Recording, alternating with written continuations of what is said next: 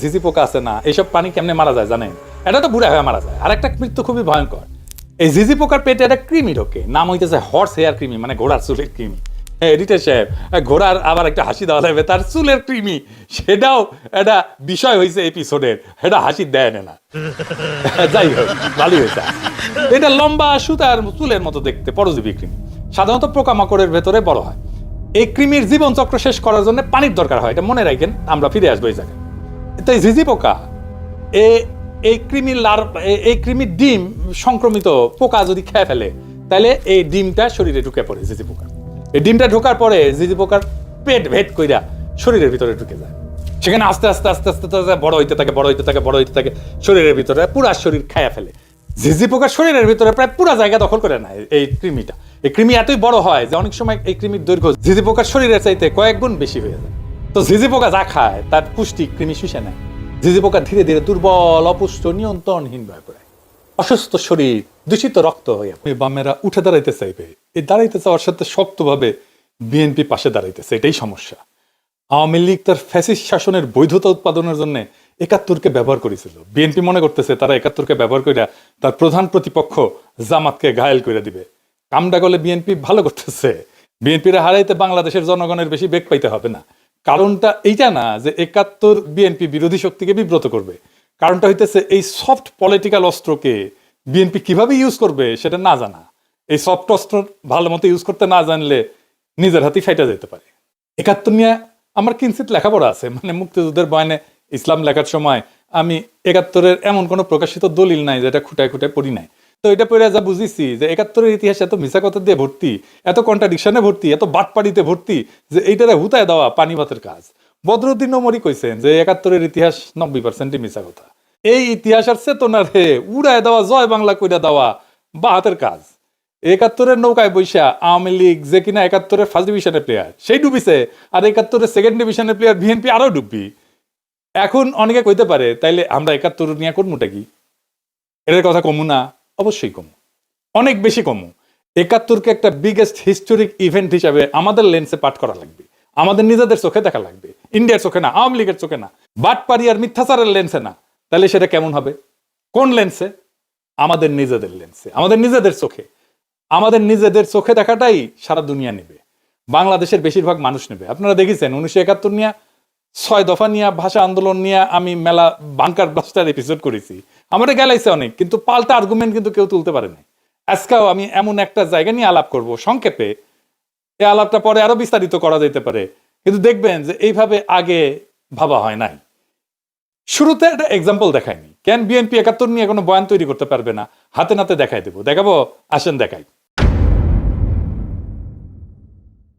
BNP একটা video বানাইছে তার নির্বাচনী ক্যাম্পেইনের জন্য, প্রচুর আবেগ নিয়ে বানানো। থিম হইতেছে মুক্তিযুদ্ধ আর ২০২৪ দুই জেনারেশনের দুই আহত যোদ্ধা কিভাবে দেশের জন্য কাজ করবে বা করতেছে। এইটা সাহেব দেখান, ওই অংশটা দেখান। কিভাবে হলো?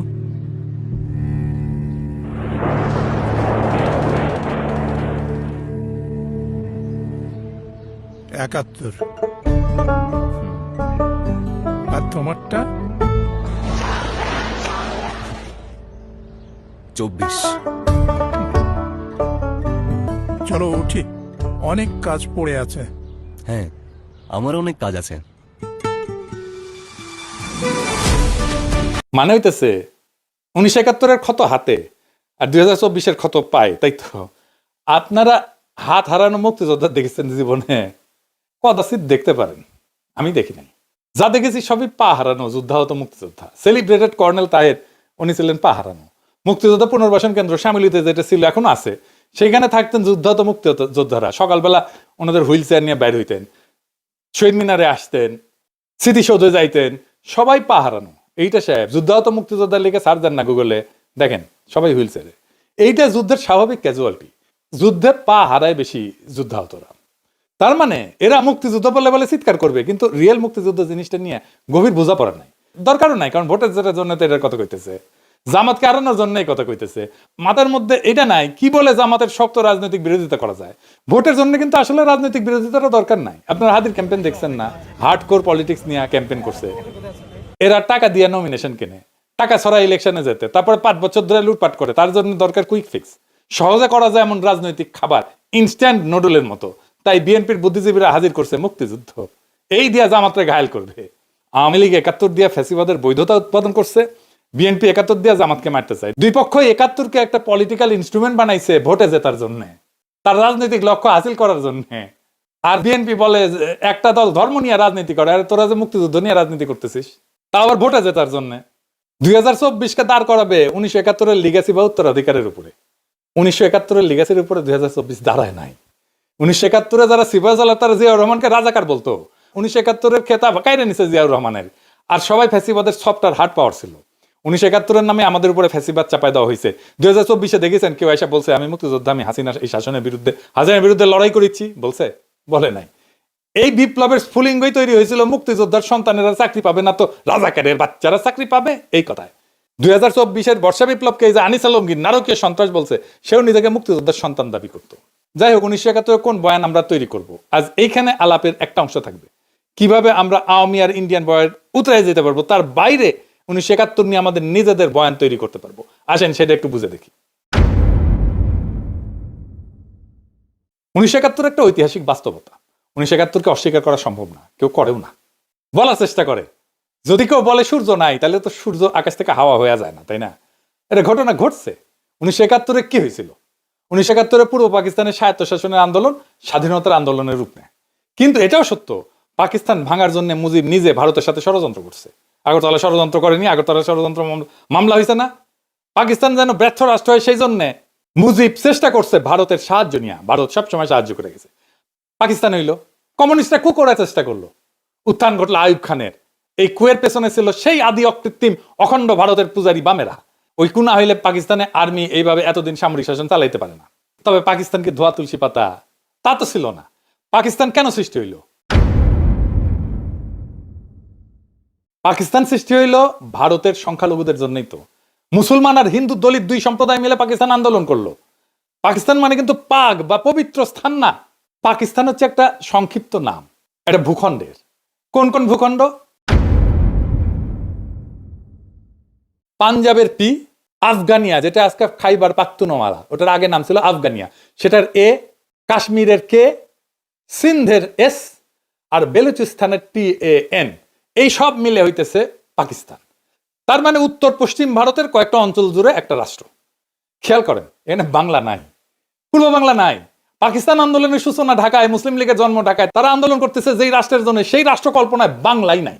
তাহলে ওই রাষ্ট্রে পূর্ব বাংলা টিকে না তো, মনোজগতেই তো নাই।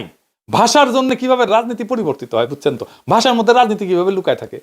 পূর্ব বাংলা ঢুকছিল সংখ্যার জোরে, কিন্তু রাষ্ট্রের কল্পনায় ঢুকেনি তো। এখানে ইতিহাসের লেন্স বদলাইতে হবে। আমরা সাধারণত ভাবি পাকিস্তান ভাগলে 1971-এ, আসল সত্যটা হলো পাকিস্তান ভেঙ্গেই বানানো হয়েছিল। এটা রাষ্ট্রের নামই যখন একটা অংশকে বাদ দিয়া এটাকে চিন্তা করা হয়, কল্পনা করা হয়, তখন সেই অংশকে পরে শাসন করতে হয় বন্দুক দিয়া, ভোট বাতিল করিয়া, সংখ্যাগরিষ্ঠতাকে ভয় পাইয়া, ট্রিগার চাইপা। আর ইন্ডিয়ান উস্কানি তো ছিলই। পাকিস্তানের এলিটটা এতই বেকুব ছিল যে কোনোভাবেই পূর্ব পাকিস্তানকে পলিটিক্যালি কিভাবে ওন করতে হবে সেটা বুঝতে পারেনি। মুসলিম লীগকে টেকাইতে পারি নাই। পাকিস্তান রাষ্ট্রকে যে টিকায় রাখবে পলিটিক্যাল ইনস্টিটিউট, তারই টুকরা করলো।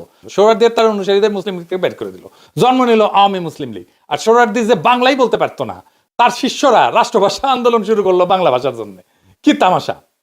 দলিত হিন্দু নেতা যোগেন মন্ডলকে রাতের আধারে পাকিস্তান ছাড়তে হলো। একটার পর একটা ভুল করতে করতে করতে করতে শেষ পর্যন্ত বাংলাদেশ রাষ্ট্রের জন্ম অবশ্যম্ভাবী করে তুললো। পাকিস্তান নিজেই করলো। পাকিস্তানকে তার হিস্টোরিক মিস্টেক গুলো একনলেজ করতে হবে, তো এটা স্বীকার করতে হবে। শুধু ইন্ডিয়ার দোষ দিলে তো হবে না। ইন্ডিয়ার ষড়যন্ত্র কেন সফল হইতে পারলো সেটার হদিস নিতে হবে। মুশকিল হইতেছে নিজের পাদের গন্ধ নিজে টের পায় না, সেজন্য এনগেজ হইতে হয় ভিন্ন মতের সাথে। পাকিস্তান ট্রুলি এনগেজ হয়েছে বাংলাদেশের সাথে, বাংলাদেশের ইন্টেলিজেন্সিয়ার সাথে, বাংলাদেশের সিভিল সোসাইটির সাথে, বাংলাদেশের একাডেমিয়ার সাথে, বাংলাদেশের মিডিয়ার সাথে। হয়নি, এখনো হয় না। ইন্টেলেকচুয়াল এনগেজ হয়নি। হইলে ইন্ডিয়ার এই বারবারন্ত অনেক এফিসিয়েন্টলি ঠেকাইতে পারতাম আমরা বাংলাদেশে। এখন 71-এর সবচেয়ে বড় ট্র্যাজেডি কি, এটা আমাদের বুঝতে হবে। 71-এর সবচেয়ে বড় ট্র্যাজেডি গণহত্যা, জেনোসাইড। ক্লাস বুক রেফারেন্সের জেনোসাইড। এই জেনোসাইডের দুইটা বড় পার্ট, একটা বাঙালি জেনোসাইড আর একটা বিহারি জেনোসাইড। বিহারি জেনোসাইড একেবারে মুছে দেওয়া হয়েছে, বিহারিদেরকে বাঙালিরা মারছে। আমরা বাঙালি জেনোসাইড বলি, কিন্তু দেখেন 1971-এর সবচেয়ে বড় দখল গেছে হিন্দু সম্প্রদায়ের উপরে, বাঙালি হিন্দুর উপরে। এটা শুধু একটা জাতির উপরে আক্রমণ না, একটা জাতির নির্দিষ্ট ধর্ম সম্প্রদায়ের উপরে আক্রমণ। এই ক্ষতটা হিন্দু সম্প্রদায়ের মধ্যে গভীর। আমার ফুলকুমারিতে পড়ছেন যে আমার বগুড়ার বাড়ি দখল করে নিয়েছিল আমাদের এক প্রতিবেশী, এখনো তারা আমাদের প্রতিবেশী। এখনো এই যে এক্সট্রিমলি কমপ্লেক্স জটিল সিচুয়েশন, এটার তো প্রপার রিকনসিলিয়েশন হয়নি। তো আমার সেই প্রতিবেশী উনি তো কোনোদিন এসে আমাদের পরিবারের কাছে মাপ চান নাই যে কাজটা ভুলেছে, মাফ করে দেন। এখন পিনাকি দাবরানি দিলে ওই ভারিচারা হয়ে পালাইবে, সেটা অন্য কথা। কিন্তু বাংলাদেশের সব হিন্দু তো পিনাকি না, সে তো ভয় থাকে আমার বাড়ি না আবার দখল করে ফেলে। এইটাকে অ্যাড্রেস করতে হবে, জেনোসাইডের একটা ফয়সালা করতে হবে। আমি দুইটা কাজ খুব চেষ্টা করেছি এই সরকারকে দিয়ে, প্রফেসর ইউনূসের সরকারকে দিয়ে। 71 নিহতদের পুরো নাম তালিকা করা প্রজেক্ট, এক প্রফেসর কাজ করতেছেন এইখান থেকে ওইখান থেকে নানা ফান্ড টান নিয়ে, সামান্য একটা ফান্ডের জন্য উনি ফিল্ড ওয়ার্ক করতে পারতেছেন না, শেষ করতে পারতেছেন না। আমি হয়রান হয়ে গেলাম একটা ফান্ড ম্যানেজ করে দিতে, আমাদেরই সব ভাই ব্রাদার সরকারি আছে তারাও করে দিলেন না। এটা আর কি বলবো, আর এখন বলতে গেলে তো ওনাদের সাথে রাগারাগি ঝগড়াঝাটি করতে হয়। এই কষ্টটা পড়ে যেতে পারতো প্রফেসর ইউনূসের সরকার, আমি ওনার জন্য ক্রাউড ফান্ডের ব্যবস্থা করতে পারতাম, কিন্তু আমি ওনার এক্সপোজ করলে ওনার বিপদ হবে, ওনারা খাইয়া দেবে ইন্ডিয়া বা আওয়ামী লীগ। আর একটা কাজ হইতেছে বিহারিদের ক্যাম্পগুলো বন্ধ করে তাদের মেইন স্ট্রিমে নিয়ে আসা। এটা লজ্জার যে তারা এখনো একটা ক্যাম্পের মধ্যে, ঘেটোর মধ্যে আছে। আব্দুল নূর তুষারেরা গণহত্যার জন্য পাকিস্তানে 3 বার ক্ষমা চাইলো, আবার চাইতে বলে ক্ষমা। আব্দুল নূর তুষারেরা বিহারি গণহত্যার জন্য ক্ষমা চাইতে প্রস্তুত আছে? নাই। তাহলে ইতিহাসের রিকনসিলিয়েশন হবে কিভাবে? যখন বিহারি গণহত্যার কথা আসবে তখন দেখবেন গা মুসরা মুসতে করিচ্ছে। আর ফাইনালি জামাতের 1971 স্বাধীনতা যুদ্ধের ভূমিকা, এটা নিয়ে ফাইনাল আলাপ। জামাতের বিরুদ্ধে অভিযোগ যেটা আওয়ামী লীগ করে, সে একই অভিযোগ করে বিএনপি। আওয়ামী লীগ অভিযোগ করে জামাত নেতারা 1971 পাকিস্তানি বাহিনীর গণহত্যার সহযোগী ছিল, এই গণহত্যার জন্য জামাতই দায়ী। সেই কল্পিত অভিযোগে ফাঁসি দিছে তাদের নেতাদেরকে। সেই একই অভিযোগ করে আজকের দিনে বিএনপি। 1971 সালে আমরা যে স্বাধীনতার যুদ্ধ করলাম পাকিস্তানিদের থেকে বেরিয়ে আসার জন্য, তখন আপনারা শুধু বিরোধিতাই করেন নাই, ওই পাকিস্তান সেনাবাহিনীর সঙ্গে হাত মিলিয়ে গণহত্যা করেছেন। কথা বলতে আমার কোনো দ্বিধা হয় না। কিন্তু খালেদা জিয়া সেই বিচার সম্পর্কে কি বলেছিল শুনেন। আমি বলতে চাই, আজকে মুজাহিদি সাইদি সাইদি কামরুজ্জামান কাদের মোল্লা, এদের সবাইকে তারা মিথ্যে মামলা দিয়ে গ্রেফতার করে রেখে দিয়েছে। তারা ভেবেছে তারা স্বাধীনতা বিরোধী বলে তাদেরকে গ্রেফতার করেছে। আমি বলতে চাই, আজকে তারা যে এই অবস্থা করেছে, গোপন চুক্তি করে, স্বাধীনতার পরেও যে গোপন চুক্তি করেছে, স্বাধীনতা বিরোধী শক্তি হলো এই আওয়ামী লীগ, হলো স্বাধীনতা বিরোধী শক্তি, দেশের বিরোধী শক্তি হলো এই আওয়ামী লীগ। তাই আগে তাদেরকে আগে ব্যবস্থা করতে হবে, তবেই এই দেশ নিরাপদ হবে, স্বাধীন হবে। শুনলেন তো, উনি বলছেন মিথ্যা, ওগুলো মামলা। আচ্ছা, মির্জা ফখরুল কি বলেছিল শুনেন। আমাদের এই আলেম উলেমা জামাত ইসলামের নেতৃবৃন্দ, আমাদের মৌলানা নিজামী সাহেব, জামান সাহেব, কাশেমী সাহেব, এই পত্রিকার যিনি প্রকাশক ছিলেন তাকে সহ অনেকে মৃত্যুদণ্ড, সালাউদ্দিন সাহেব সহ তাদেরকে মৃত্যুদণ্ড দেওয়া হয়েছে মিথ্যা মামলায়। শুনেছেন তো, সেও বলে হাম্বা, মানে তারও ওই একই কথা। আমাদের সময় একটা বিজ্ঞাপন ছিল এইরকম, গরুকে জিজ্ঞেস করে তোমার কি কথা, সে গরু এখন চিৎকার দেয় হাম্বা, বলে ওরও সেই একই কথা। আর এখন বলে স্বাধীনতার পরাজিত শক্তি মাথাচাড়া দিয়ে উঠতেছে, ওদের নস্যাৎ করে গণতন্ত্র প্রতিষ্ঠা করবি নাকি। এবার বলে একটা দল গণহত্যা চালাইছিল, মানে জামাত চালাইছিল গণহত্যা। শুনেন, পাকিস্তানে আন্দোলন করতে হয়েছিল মুসলমানরা পাকিস্তানের মুসলমান ভাইদের স্বার্থ রক্ষার জন্য, তখন আপনাদের নেতা মওদুদী এটা বিরোধিতা করেছিল, ঠিক না? আর আজকে আবার 1971 সালে আমরা যে স্বাধীনতার যুদ্ধ করলাম পাকিস্তানিদের থেকে বেরিয়ে আসার জন্য, তখন আপনারা শুধু বিরোধিতাই করেন নাই, ওই পাকিস্তান সেনাবাহিনীর সঙ্গে হাত মিলিয়ে গণহত্যা করেছেন। কথা বলতে আমার কোনো দ্বিধা হয় না। জামাত রাঙ্গি রাজাকার ছিল শুনেছেন না, গোলাম আজম রাজাকার শুনেছেন না, গোলাম আজম রাজাকার ছিল না পাগলা, গোলাম আজম রাজাকার ছিল না রে বেকুব, ছিল শান্তি কমিটির মেম্বার, ছিল শান্তি কমিটির নেতা। রাজাকার ছিল প্যারামিলিটারি ফোর্স, আমাদের আনসারের মতো, তাদের ড্রেস ছিল, ইউনিফর্ম ছিল, ব্যারাকে থাকতো, রেশন ছিল, আর গঠিত হয়েছিল সাধারণ মানুষকে দিয়া। রাজনৈতিক কর্মী ছিল, তারা মুসলিম লীগ, জামাত না। জামাত তখন এত বড় তৃণমূলের অর্গানাইজেশন ছিল না। আমার কথা বিশ্বাস করার দরকার নাই, বিদেশি নিউজ থেকে রাজাকার দেখেন কারা ছিল, পোশাক আশাক সহ, ওদের দাড়ি টুপি ছিল না, দেখেন। The government has organized a paramilitary force called Razakars. The Razakars' main duties are roadblocks, often carried out with a great show of force, and sentry duties around the main government installations. Some recruits to the Razakars are students, but many come from the militant wing of the Muslim League, who were responsible for much of the murder and the burning of villages which followed March the 25th. They are all East Bengalis and are paid by the government direct. But no one knows just how loyal they would be to the government if that loyalty was ever under stress. দেখেছেন এই মুসলিম লীগের পুরাটাই BNP ঢুকিছে। Mirza ফখরুলের বাবাই তো মুসলিম লীগার ছিল, পাকিস্তানের মন্ত্রী ছিল। আমির খসরু মাহমুদের বাবা মুসলিম লীগার ছিল। মির্জা ফখরুল দাবি করে তার বাবা 1971 শরণার্থী শিবিরে ছিলেন, একজন পাকিস্তানের মন্ত্রী। মুসলিম লীগ করার লোক কেন ইন্ডিয়া পালাবে 1971-এ? তার উপরে যায় শরণার্থী শিবিরে থাকবে। চুপে চাপে মিলানো যায়? আপনার কমন সেন্স কি বলে? যাই হোক, আমরা ওইদিকে না যাই। জামাতের ভূমিকা ছিল দুইটা জায়গায়, শান্তি কমিটি আর আলবদরে। এখন এই আলবদরকে দায়ী করা হয় বুদ্ধিজীবী হত্যায়। এই দাবিটা প্রমাণ করা মুশকিল অনেক কয়টা কারণে। কে দোষী আমি সেটা ঠিক করব না, আমি দেখাইতেছি রাষ্ট্র কিভাবে মিথ্যা দিয়ে ইতিহাস বানায়। আসেন ওই অংশটুকু একটু দেখি। আমি আলবদর বলছি বলে একটা বই আছে, একজন আলবদর ছিল, সেই লিখছে। সে বলতেছে যে তাকে গ্রেপ্তার করা হয়েছিল, জেলে ছিল সে। গ্রেপ্তার করা হইল, তারে ইন্টারোগেট করা হয়েছে, তার কাছ থেকে তথ্য নেওয়া হয়েছে, কিছুই নেওয়া হয় না। তাইলে তো তার কাছে কিছু এভিডেন্স থাকতো, বলতেছে আলবদর। কিন্তু আলবদর তো ধরছিলা, তারা জেলেও রাখছিলা, তো তারা ইন্টারোগেট করে, তাদের তথ্য নাও নেই, সে তথ্যটা ভেরিফাই করো নাই, ক্রস চেক করো নাই কেন? কার দোষ এটা? আমি আপনাকে ডিসেম্বরে একটা ক্লিপ দেখাই, সেখানে সাংবাদিক, বিদেশি সাংবাদিক বলতেছে ঢাকায় ডিসেম্বরের শুরুর দিকের কথা, এটা প্রত্যেক দিন মুক্তিবাহিনীর সদস্যরা কম করে 5টা রাজনৈতিক হত্যাকাণ্ড করতেছে। শোনেন, There are between 80 and 100,000 Mufti Bahini operating within East Pakistan. And in the last few months, they have blown up 165 bridges, large and small, have damaged 5 cargo boats, including one British boat from Calcutta, have sunk a 1,600-ton jute barge, and have blown up a power substation. And they have committed, in Dakar alone, 6 political assassinations every day. তার মানে ঢাকার মধ্যে শক্তিশালী অবস্থান তৈরি করে ফেলছে গেরিলারা। এইখানে স্বাধীনতার পক্ষের বুদ্ধিজীবীদের ধরে নিয়ে যাইতেছে কয়েকদিন ধরে।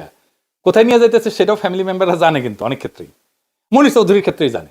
ফিজিক্যাল ট্রেনিং সেন্টারে নিয়ে যাওয়া হয়েছিল মোহাম্মদপুরে। তো মুক্তিযোদ্ধারা তো অপারেশন চালাবে সেই ফিজিক্যাল ট্রেনিং সেন্টারে, ঠিক কিনা বলেন? তারা ডেইলি 5 জন করে মারতে পারে ঢাকায়, আর ফিজিক্যাল ট্রেনিং সেন্টারে হামলা করে উদ্ধার করতে পারে না। উদ্ধার করতে না পারুক, হামলা তো করতে পারতো, কেন করলো না? ঢাকা শহরে মুক্তিযোদ্ধা কি কম ছিল? এখন তো কত মুক্তিযোদ্ধা, সবাই মিলে যদি ওইখানে হামলা করতো।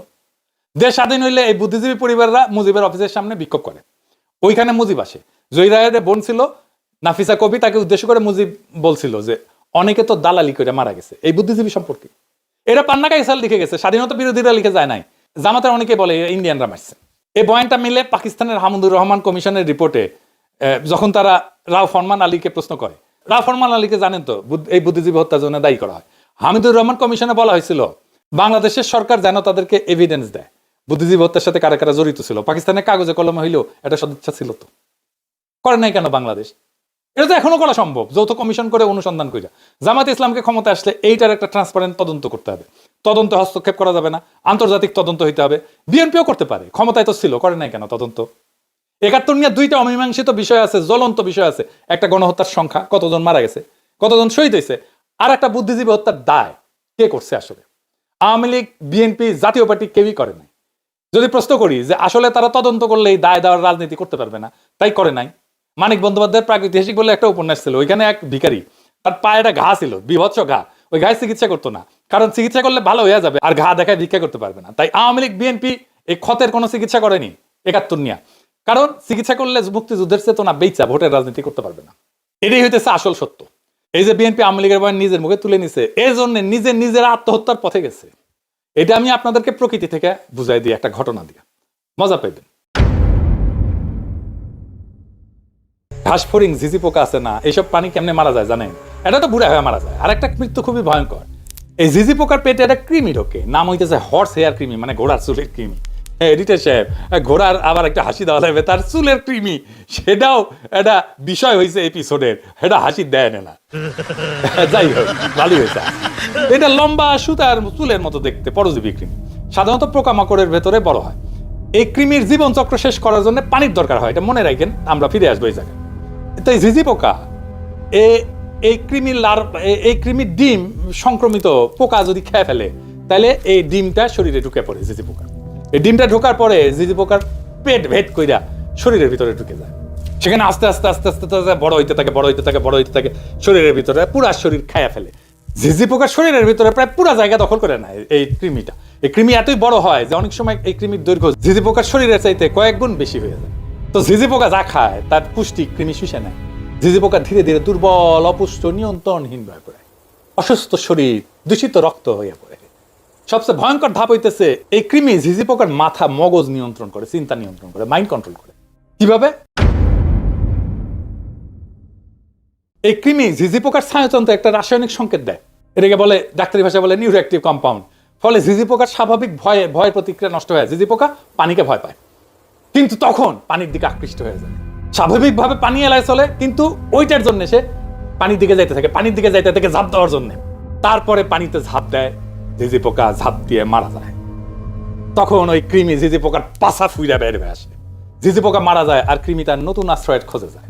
ঝিঝি পোকা হইতেছে বিএনপি, আর ইন্ডিয়ান আওয়ামী লীগ হইতেছে ওই কৃমি, সেকুলার, সেন্ট্রিস্ট, লিবারাল, ডেমোক্রেট কৃমি, যেমন ওয়াকারের পথবালক তাসনিম খলিল, এরা ঢুকিছে। এরা সেই কৃমি বিএনপি ঝিঝি পোকার মধ্যে ঢুকিছে। আর মুক্তিযুদ্ধের চেতনা হইতেছে সেই নিউরোঅ্যাক্টিভ কম্পাউন্ড, সেই ইন্ডিয়ান ন্যারেটিভ, যেটা দিয়ে আওয়ামী লীগ আর ইন্ডিয়া বিএনপির মস্তিষ্ক নিয়ন্ত্রণ করতেছে।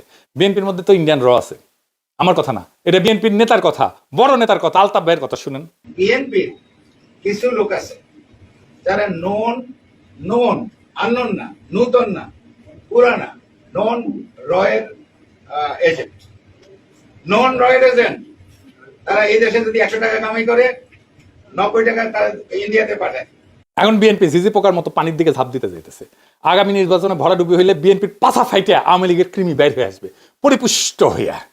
বাংলাদেশে আবার আওয়ামী লীগের পুনর্জন্ম হবে, বাংলাদেশের একটা ট্রু ন্যাশনালিস্ট পলিটিক্যাল পার্টির ধ্বংস কইরা তার ধ্বংসস্তূপ থেকে আওয়ামী লীগ উত্থিত হবে। এইভাবে ঠিক যেইভাবে মুসলিম লীগ ধ্বংস হয়েছিল, তার মধ্যে থেকে আওয়ামী লীগ বাড়াইছিল। এখন তাই আমাদের বৃহত্তর রাজনৈতিক ফ্রন্ট করা ছাড়া উপায় নাই। বিএনপি শেষ, বাংলাদেশের স্বাধীনতা সার্বভৌমত্ব রক্ষার জন্যই আমাদের লাগবে একটা নতুন ন্যাশনালিস্ট ফ্রন্ট। আগামী নির্বাচনে সেই ফ্রন্টকে আমাদের সর্বশক্তি দিয়ে জয়যুক্ত করতে হবে, না হলে বিএনপি ঝিঝি পোকার পেট থেকে বাইরে হওয়া আওয়ামী কৃমি আমাদের দেশটা আবার ধ্বংস করে ফেলবে। এইটাকে কি আমরা হইতে দেব? কখনোই না। এইটাকে আমাদের থামাইতে হবে, বাংলাদেশ রাষ্ট্রটাকে আমাদের রক্ষা করতে হবে। এটাই জুলাই, এটাই 2024-এর বর্ষা বিপ্লবের শিক্ষা। আমরা বাংলাদেশকে রক্ষা করব। যায়, কিন্তু আসল রাজনীতিটা কি? আপনাদের মধ্যে কেউ কি হাদি আছে? আছে একজন হাদি, হ্যাঁ আছে, হাসনাত আব্দুল্লাহ। এই ছাড়া তো আমি আর কাউকে দেখি না এই মুহূর্তে। আর আপনাদের নিয়ে কত কথা বলতাম, কত প্রশংসা করতাম, কত স্বপ্ন দেখছিলাম। আপনারাও এই স্বপ্ন দেখছিলেন, জনগণও আপনাদের নিয়ে অনেক স্বপ্ন দেখছে, কিন্তু আপনারা গত 15 মাসে ঠিক করতে পারেন নাই বামে যাবেন না ডাইনে যাবেন, কোন ধরনের রাজনীতি করবেন। আপনারা কি সুশীল হইতে চান, নাকি পশ্চিমাদের মতো একটা দেশ বানাইতে চান, নাকি 92% যেখানে মুসলমান তাদের হয়ে কাজ করতে চান, কাদের হয়ে কাজ করতে চান? আপনারা আজ পর্যন্ত জানাইতে পারেন নাই। একবার শুনি বিএনপির কাছে 20টা আসন চান, একবার শুনি জামাত ইসলামের কাছে আসন চান। জামাত ইসলাম একবার আপনাদেরকে দাওয়াত করছিল, ওইখানে যাওয়া উচিত ছিল। 8টা দল গেছে, আপনারা যদি যাইতেন সেটা 9টা দল হইতো। আপনারা যান নাই, কারণ আপনারা আসসালামু আলাইকুম রাজকীয় বিদায়, হ্যাঁ একদম রাজকীয় বিদায়। আমার তো মনে হয় না কোনো রাজা এরকম সম্মান পায়া বিদায় নিছে। আমাদের হাদি যেভাবে বিদায় নিল, শহীদ শরীফ ওসমান হাদি, সারা বিশ্বতে ছড়ায় গেছে তো ভাই। দেখেন বড় বড় চ্যানেলগুলা, আন্তর্জাতিক মানের চ্যানেলগুলা হাদিকে নিয়ে কথা বলতেছে এবং ওইখানে শহীদ শব্দটা উচ্চারণ করতেছে, শহীদ হাদি এই কথাটা লেখা হচ্ছে প্রিন্ট মিডিয়া এবং এই যে চ্যানেলগুলাতে খবরের মধ্যে, নিউজের মধ্যে হাদিকে নিয়ে আসতেছে। কারণ ওরাও তো দেখতে পাইছে ভাই, আয় হায় এইটা কি, এত মানুষ একটা জানাজার মধ্যে, অকল্পনীয় ব্যাপার তো ভাই। কেউ বলে 10 লাখ, কেউ বলে 15 লাখ, কেউ বলে 20 লাখ, সঠিক কত এটা আপনারাই জানেন। কিন্তু আমরা চোখে, এই জেনারেশন অন্তত নিজের চোখে এরকম দৃশ্য আগে দেখেন নাই। কারণ জানা যায় এরকম দৃশ্য দেখছেন, আমার তো মনে হয় শুধু বাংলাদেশে না, পৃথিবীর কোথাও দেখা থাকলে ভাই আমার একটু কমেন্ট কইরা জানায়েন। দেখেন সারা পৃথিবী থেকেই এটা একটা নাড়াচাড়া পড়ছে। কেন নাড়াচাড়াটা পড়লো? এর মধ্যে জাতিসংঘ কেন আবার জড়ায় গেল? জাতিসংঘ কিন্তু স্পষ্ট ভাষায় বলতে চাইছে, একদম স্বচ্ছ তদন্ত চাই, প্রয়োজনে তারা সাথে থাকবে। জাতিসংঘের যে সচিব উনি বলছে ওনার নাম আমার মুখস্থ হয় নাই, অনেক কঠিন নাম, এটা আপনারা বুঝা নিয়েন, আপনারা সব খবর রাখেন। জাতিসংঘ কেন এটা তদন্ত কইরা অরিজিনাল রিপোর্ট চায়? তার মানে কি জানেন, এই যে বলা বলি হচ্ছে না, ওইখান থেকে এটা কিল করানো হয়েছে, এটা আসলে সত্য কিনা ওইটা বাইর করতে চায়, আর ওইটা খুব তাড়াতাড়ি বের হয়ে যাবে ভাই। ডক্টর ইউনূস স্যার তো বলছে যে আমি 2 মাস 3 মাস যেইটুক টাইমে আসি, আমার উচ্চ লেভেলে যতখানি আমার ক্ষমতা আমি ততখানি চেষ্টা করব। হ্যাঁ ভাই, আপনারা কনফার্ম থাকেন ওনার চেষ্টা অব্যাহত আছে। এর মধ্যে শোনা যাচ্ছে, দেখেন ভারত থেকে ওই কসাই কামাল সহকারে, ওই কাউয়া কাদের সহকারে নানক টানক যারা আছে এরকম 10-12 জনকে দিয়ে দিতে পারে। গুজবও হইতে পারে এ কথা, কিন্তু এই কথাটা মার্কেটে কিভাবে ছড়াইলো, প্রথম আমি দেখছি বনি আমিন এই কথাটা বলছে, বনি আমিনের কথা থেকে এই কথাটা ছড়াইতে পারে, এবং আরও অনেকেই আলাপ করতেছে।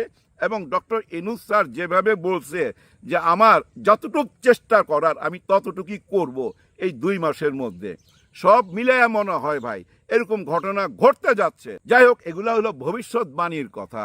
ভবিষ্যৎবাণী করা নাকি হারাম আমাদের হাদিসে আছে, কিন্তু ভবিষ্যৎবাণী তাও করতে হয়। যেমন আমি কিন্তু ভবিষ্যৎবাণীর মতেই একটা ইঙ্গিত দিয়ে যাচ্ছিলাম প্রথম থেকে, গত 1.5 বছর যাবৎ একটা ইঙ্গিত দিচ্ছিলাম। সেই ইঙ্গিতটা কি? পরিবর্তন আসতে পারে, একটা পরিবর্তন আসতে যাচ্ছে। আর এই পরিবর্তনটাকে গজাল দিয়া, একেবারে গজাল মাইরা কনফার্ম করে দিল। এই যে পাহাড় দেখেন না, পাহাড় পর্বত এই পৃথিবীটাকে টিকায় রাখছে। এই পাহাড় পর্বত ওই গজালের মতো একেবারে গাইথা রয়েছে। এই পাহাড় পর্বত না থাকলে ভাই এই পৃথিবী থাকতো না। ঠিক তেমনি এই হাদির যে আদর্শ, হাদির যে আদর্শের মানুষ ছিল, সে যে আদর্শটা রাইখা গেল, ওই আদর্শের দিকেই কিন্তু এখন দেশ যাচ্ছে। হ্যাঁ ভাই, একটা চলতি ভাষায় কথা বলি, হাদিকে ক্যাশ করতে পারে নাই অনেকে, কিন্তু ক্যাশ করছে অন্য একজন। কেমন